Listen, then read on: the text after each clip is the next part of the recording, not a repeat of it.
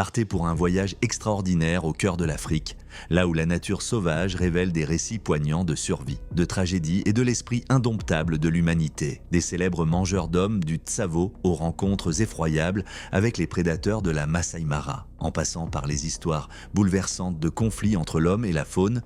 Rejoignez-nous pour percer les mystères et partager les émotions tissées dans ces récits captivants. Préparez-vous à un véritable tourbillon de sentiments dans cette exploration unique des contes sauvages de l'Afrique. Alors que le soleil se couchait à l'horizon, projetant de longues ombres sur la région du Tsavo, un silence menaçant ne fut rompu que par le bruissement lointain des feuilles et les appels lugubres de créatures invisibles. C'est en 1898 que ce terrain primitif vit l'arrivée d'ouvriers ferroviaires britanniques, ignorant que le cœur même de la nature allait bientôt prendre une tournure sinistre. Autrefois symbole de progrès, le chantier de construction se métamorphosa en un théâtre d'horreur lorsque surgissaient les mangeurs d'hommes du Tsavo, leurs instincts de prédateurs défiant l'empiètement humain. Les jungles épaisses murmuraient des secrets dépassant la simple lutte pour la survie. Chaque empreinte dans la terre molle portait le poids d'une centaine de récits, tandis que la danse macabre se déroulait, laissant dans son sillage fascination et effroi. L'histoire des mangeurs d'hommes du Tsavo, surnommés le fantôme, et les ténèbres, nichés au cœur de la végétation dense, devenait une symphonie de terreur résonnant à travers le temps. Écho énigmatique de la relation entre l'homme et la bête au cœur de la brousse kenyane. Un silence oppressant enveloppait la région du Tsavo lorsque le soleil se coucha.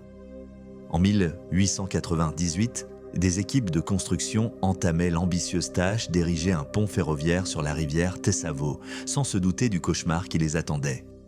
La légende des mangeurs d'hommes commença lorsque des ombres se faufilèrent à travers le feuillage dense et que l'instinct primal de survie prit une tournure macabre. Le chantier se transforma en champ de bataille où les prédateurs de la nature, mus par une force invisible, défiaient l'empiètement des hommes. Les secrets microscopiques enfouis dans les crocs de ces lions dévoreurs d'hommes livrent un aperçu de la véritable nature de leur terreur. Contrairement à une simple question de faim, les analyses révèlent une intention sinistre, laissant place à la spéculation sur les mobiles qui guidaient ces créatures impitoyables.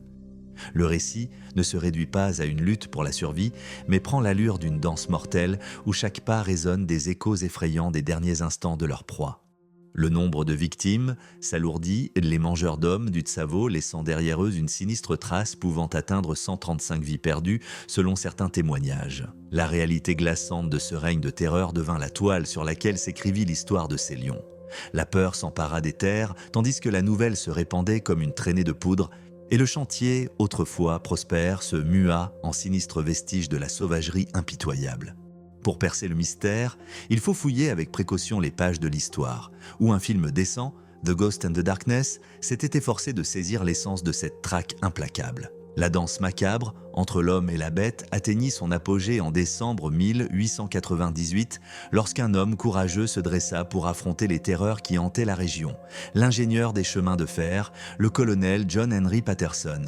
Sous l'éclat spectral de la lune sur le paysage du Tsavo, le colonel Patterson, armé de sa détermination et d'un fusil, se lança dans une mission périlleuse, débarrasser la région de ces bêtes dévoreuses d'hommes. La nuit résonnait des rugissements des lions du Tsavo, leurs yeux jaunes perçant l'obscurité. Dans une confrontation tendue, Patterson, faisant preuve d'une bravoure inégalée, visa et tira, mettant un terme au règne de terreur qui pesait depuis trop longtemps sur ces terres. Après des mois d'efforts et de souffrances, il abattit le premier lion de 2,75 m le 9 décembre 1898. Le second lion trouva son destin le matin du 29 décembre. Les balles atteignirent leur cible et les lions jadis redoutés tombèrent enfin silencieux. L'acte héroïque du colonel Patterson devint un phare d'espoir pour la communauté éprouvée. Son affrontement sans peur avec les lions du Tsavo sauva des vies et grava son nom dans les annales de l'histoire. Il porta fièrement sa vengeance au nom de ses compagnons de travail. Son triomphe résonna dans les articles de presse, les ouvrages et le récit détaillé de Patterson, The Man-Eaters of Tsavo, publié en 1907.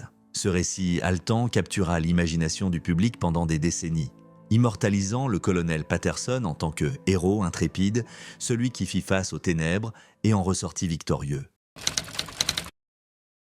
Au cœur de la nature sauvage de Tsavo, là où les ombres de la savane indomptée dissimulent secrets et dangers, un récit mystérieux s'est déployé, enveloppée du voile énigmatique de la nuit africaine. C'était une nuit pas comme les autres lorsqu'une femme se retrouva prise dans les filets de la nature sauvage, confrontée au péril inconnu tapi dans l'obscurité. La lune projetait une lueur étrange sur le paysage de Tsavo, où une silhouette solitaire luttait contre les forces qui tentaient de la submerger. En cette soirée fatidique du 27 juillet 2018, Irene Mbit, une coiffeuse de 20 ans, terminait sa visite chez sa tante dans le quartier de Pipeline, à Nairobi. Pour rentrer chez elle, elle s'engagea dans un voyage semé d'embûches imprévues. Coincée à l'arrêt de City Cabanas, ses tentatives pour trouver un matatu en direction de la ville de Machakos furent vaines, d'autant plus que la nuit avançait.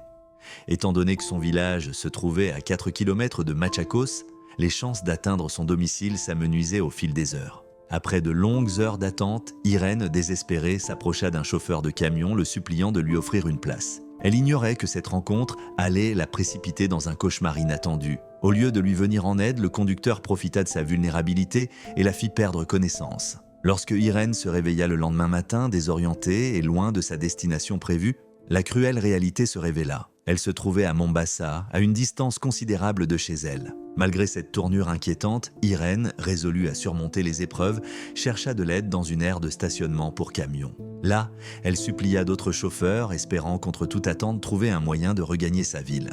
Irene Mbit s'engagea alors dans une épreuve éprouvante qui mettrait à l'épreuve sa résilience et son courage dans l'immensité de la nature sauvage de Tsavo. Cherchant un moyen de rentrer chez elle, elle aborda une remorque transportant 3 personnes et trouva un semblant de réconfort dans la présence d'un membre de sa communauté. Elle était loin de se douter que son périple allait bientôt basculer dans l'horreur. Alors qu'il parcourait le terrain accidenté, la tranquillité du soir vola en éclats lorsqu'un des hommes révéla ses intentions sinistres. La nuit étendit son manteau sur la terre, dissimulant les horreurs qui se déployaient dans l'obscurité. Au cœur de Tsavo, le cauchemar d'Irene s'intensifia au milieu d'une nature grouillant de dangers tapis. Coincée dans l'espace confiné de la remorque, Irene lutta vaillamment contre l'assaut de l'agression, ses cris se perdant dans l'immensité sauvage. Pourtant, alors que le désespoir menaçait de l'engloutir, une lueur d'espoir apparut à l'horizon. La silhouette lointaine d'un barrage de police transperça l'obscurité tel un phare de salut, stoppant net les agresseurs. L'un des 3 hommes aperçut le barrage de police et jeta Irene hors du camion, la projetant dans la nature impitoyable de Tsavo. Gisant au sol, meurtrie et étourdie, ses sens en alerte, elle perçut les grondements menaçants qui résonnaient dans la nuit. Dans un cruel retournement du destin, elle se retrouva face à face avec un redoutable prédateur, une rencontre glaçante qui marquerait à jamais son esprit. Avant qu'elle ne puisse reprendre ses esprits, le lion l'attaqua. Alors que la bête féroce fondait sur elle avec une rage primitive, les hurlements d'Irene déchirèrent le silence de la nuit, un appel désespéré au secours. Dans un moment providentiel, ces cris parvinrent aux oreilles des policiers vigilants qui se précipitèrent à son secours, leurs coups de feu retentissant dans la nuit et repoussant le prédateur. Arraché de justesse aux griffes de la mort, le combat d'Irene pour sa survie ne faisait que commencer. Au milieu du chaos et du traumatisme, sa résilience témoigna de l'esprit indomptable de l'âme humaine. Alors qu'elle entreprenait son chemin vers la guérison, les ombres de Tsavo murmuraient des récits de courage et de survie résonnant à travers les âges. Malheureusement, elle perdit un bras et subit de graves blessures aux yeux et au visage, mais elle revint à la vie. Son histoire est celle d'une lutte continue pour survivre face aux bêtes de la société et de la nature sauvage. Dans le calme serein du parc national du Masai Mara, le mois de septembre 2016 fut marqué par une rencontre singulière qui s'inscrirait durablement dans les annales des récits variés du parc. Henri Duchesne, un enseignant à la retraite de 68 ans originaire de Namur, s'adonnait à sa promenade habituelle au cœur de cette vaste nature sauvage qu'il considérait comme sa seconde maison. Le soleil baignait la savane immense de teintes chaleureuses, tandis que Henri s'imprégnait de la beauté du panorama naturel. Il était loin d'imaginer que cette journée ordinaire prendrait une tournure extraordinaire. Au milieu des herbes frémissantes et sous l'immensité du ciel, l'air du Masai Mara résonnait de la symphonie de la faune. Le parc, célèbre pour ses paysages à couper le souffle, regorge d'une flore et d'une faune uniques.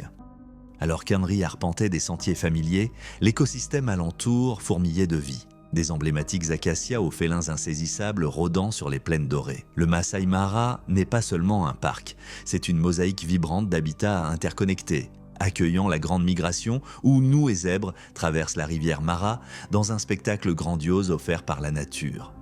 C'est au cœur de cette nature sauvage que la rencontre entre Henry et un éléphant solitaire inconnu se produisit. Le parc, qui abrite de nombreuses espèces, notamment le majestueux éléphant d'Afrique, reflète l'équilibre délicat de l'écosystème. La taille impressionnante et la grâce de ces géants pacifiques font de chaque rencontre un moment inoubliable. Le tête-à-tête inattendu d'Henry avec cet éléphant solitaire ajoute un chapitre unique à la riche tapisserie d'expériences tissée par le Masai Mara, où les merveilles liées de la nature croisent l'esprit humain dans des instants d'émerveillement et de réflexion. Au milieu des paysages à couper le souffle du Masai Mara, la passion d'Henry Duchesne pour la photographie animalière connut une fin tragique lors de cette rencontre fatidique de septembre.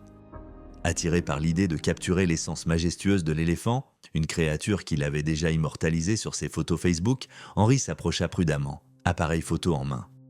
Il n'imaginait pas le mécontentement silencieux qui montait chez l'éléphant dont l'esprit sauvage rejetait l'intrusion de l'objectif humain. Alors que Henry s'apprêtait à figer un instant dans le temps, l'éléphant, perturbé par cette atteinte à son espace personnel, réagit avec une aversion instinctive. Un changement soudain survint, faisant voler en éclats le calme ambiant. La panique s'empara d'Henry, de ses compagnons touristes et de l'éléphant lui-même, tandis que la scène paisible se transformait en chaos. Malgré des tentatives désespérées pour échapper à la force colossale qui se rapprochait, l'éléphant réduisit rapidement la distance, déchaînant sa puissance dans une attaque brutale qui bouleversa à jamais le récit du safari d'Henry. Les suites de l'incident prirent une tournure tragique. Henry succomba à ses blessures graves au centre médical voisin de Thalek. Un officier de police local, témoin de ce dénouement malheureux, confirma la fin prématurée d'une histoire qui avait commencé par l'amour des animaux et le désir d'en capturer la beauté. Au cœur du Masai Mara, où la danse délicate entre l'homme et la faune façonne les récits de nombreuses aventures, cet incident demeure un rappel poignant de l'imprévisibilité de la nature sauvage et des conséquences profondes qui peuvent survenir lorsque les limites sont franchies. À mesure que la nuit s'épaississait, enveloppant le village de Wajir d'une obscurité d'encre, une aura inquiétante s'abattit sur le paysage serein. La lune projetait des rayons pâles qui peinaient à traverser la dense canopée des arbres environnants. Au milieu de ce calme apparent, une petite hutte se dressait comme un bastion de tranquillité, apparemment inconsciente du tumulte imminent qui rôdait dans l'ombre. À l'intérieur de cette modeste demeure, une famille reposait, paisiblement inconsciente de la force malveillante qui s'approchait silencieusement de leur havre de paix. L'air semblait chargé d'une étrange anticipation, comme si la nature retenait son souffle, pressentant le bouleversement imminent. La symphonie habituelle des sons nocturnes avait laissé place à un silence oppressant, prélude aux événements terrifiants qui allaient se dérouler au cœur de cette nuit kenyane. Sans se douter de rien, la famille baignée dans cette tranquillité allait voir sa quiétude brutalement fracassée. Alors qu'il dormait, déconnecté du chaos qui se préparait, le village de Wajir basculait vers une tragédie imprévisible. Cette nuit fatidique de juillet 2012, le destin prit une tournure cruelle. Le paisible village allait bientôt être le théâtre d'une rencontre effroyable avec une meute de hyènes impitoyables.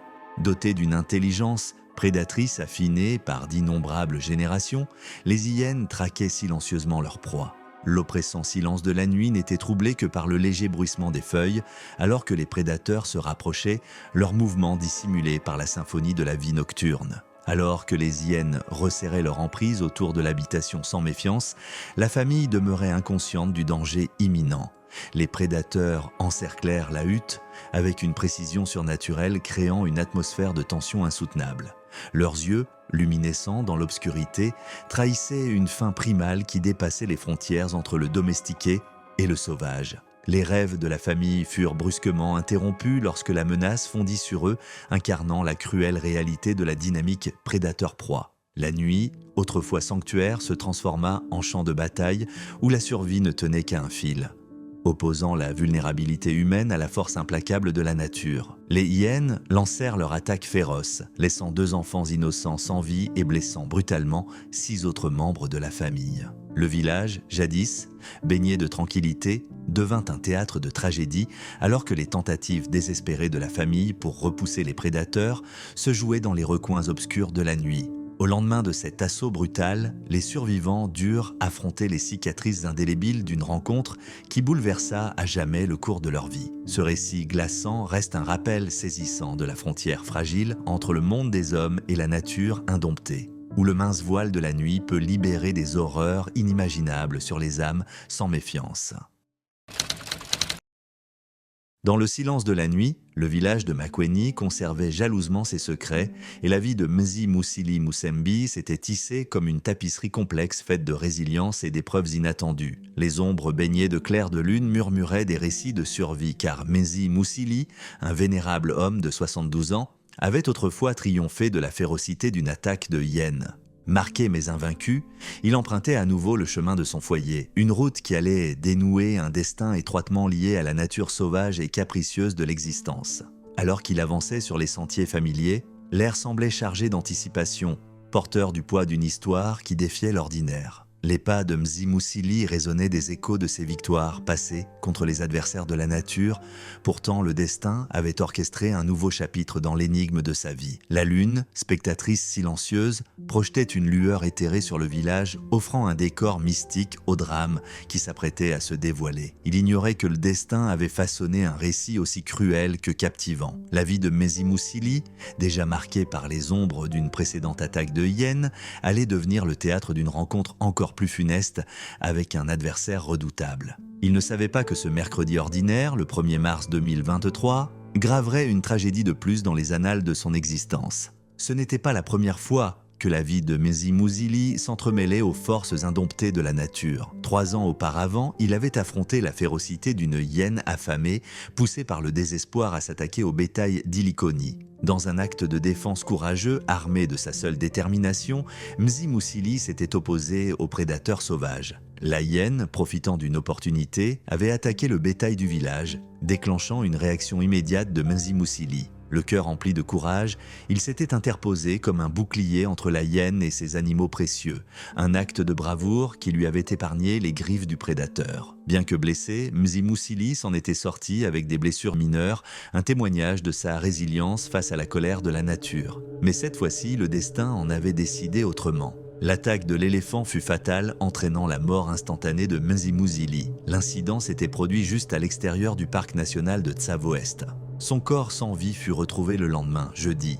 L'air était lourd de tension alors que des habitants en colère, consumés par le chagrin et la frustration, gardaient le corps de leurs compagnons de village, victimes du conflit incessant entre l'homme et la faune qui minait leur communauté. Les services de la faune du Kenya, Kenya Wildlife Services, KWS, chargés de maintenir l'équilibre fragile entre la nature et l'humanité, durent faire face à la colère de ces âmes endeuillées qui ressentaient vivement le poids de cette perte.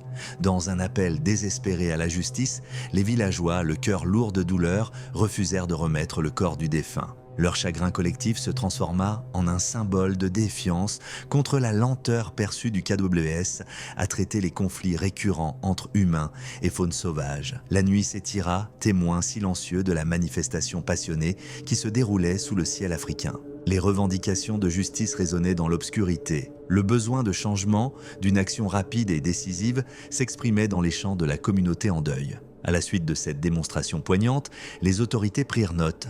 L'incident servit de catalyseur au changement, incitant à une réévaluation des mesures de sécurité régionales. À l'aube, une nouvelle détermination vit le jour. Des mesures strictes furent mises en place pour enrayer l'escalade du conflit entre l'homme et la faune. Les clôtures furent renforcées, les patrouilles intensifiées et la communauté autrefois vulnérable trouva un certain réconfort dans la promesse d'une protection accrue. La saga du parc national de Tsavo-East fut témoin de la transformation impulsée par les voix vibrantes de ceux qui avaient subi les conséquences d'une coexistence précaire. Dans le sillage de la tragédie, un engagement pour le changement émergea, inscrivant un chapitre porteur d'espoir dans l'histoire en cours de la danse complexe de l'humanité avec les forces indomptées de la nature.